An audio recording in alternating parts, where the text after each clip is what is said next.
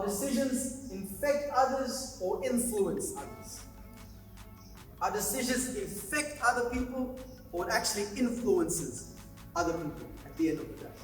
Number 5, our decisions serve our decisions serve our selfishness or they will cause us to surrender to the Savior.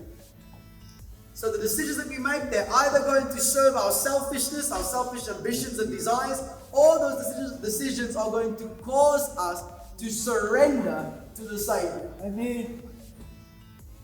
All you've probably been hearing tonight is just do things God's way. The sermon should have been called that, do things God's way. Amen.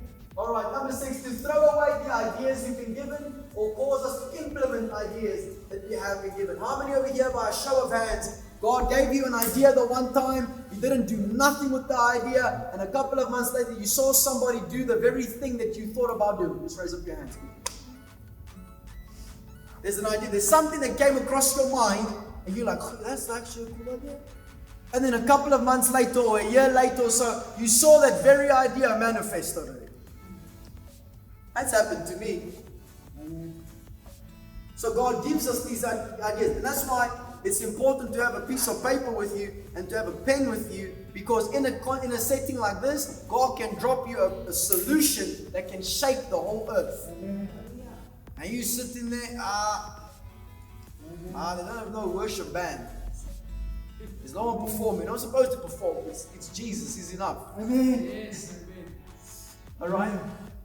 That's why it's important to have stuff and be great stewards when God gives you ideas and inventions and innovations, to take those things and bring it to the table and shake the earth.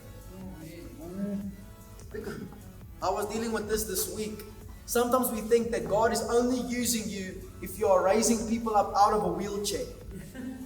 That is true. He is using you if that is busy taking place in your life. But God can also use you to take care of your family.